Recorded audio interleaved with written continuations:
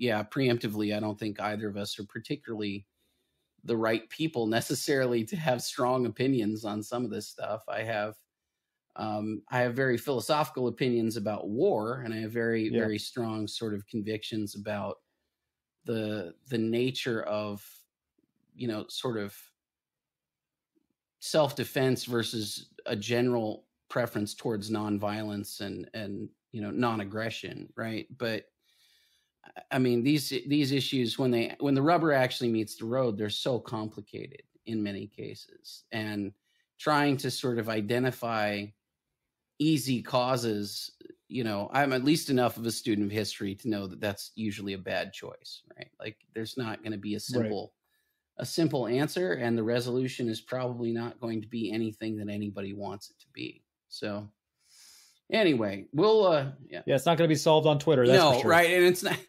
I mean, God, we could talk about this a little bit, because I mean, how many companies have you seen so far? They're like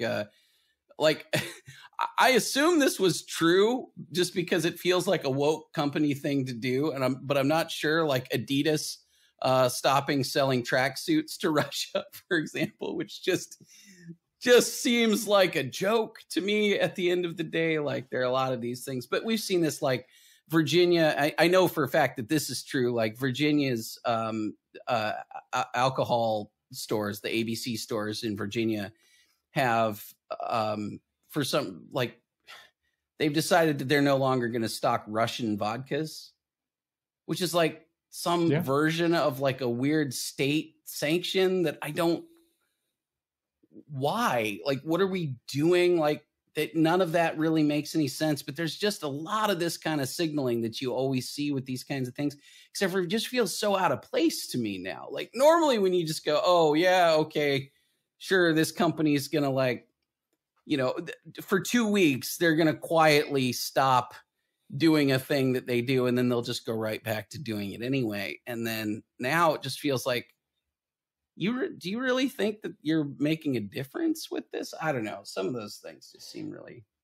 It's goofy. Especially with that, because it's not going to be Russia they're hurting. It's going to be the distributors that have already purchased all that vodka. Oh yeah. Now, obviously, if you want to make statements down the line, but just pulling off the shelves now, it just feels doesn't do anything like a virtue signaling. Yeah. Well, and I certainly doubt that, like, I don't know, I mean, like, what do you like, you think the Smirnoff company is the problem here? Like, what's the issue, right?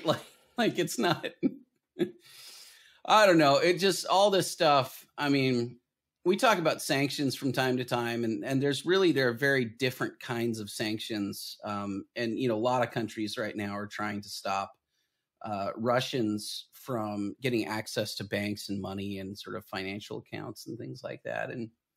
And what I don't really understand about a lot of it is that it's always stuff that seems to be targeting, like, just individual people, and not Putin or not the government of Russia. So it doesn't really, like, any of those kinds of things it never feels like it really plays any role in actually affecting the outcome of a big international problem like this, because you're not actually affecting the person who matters.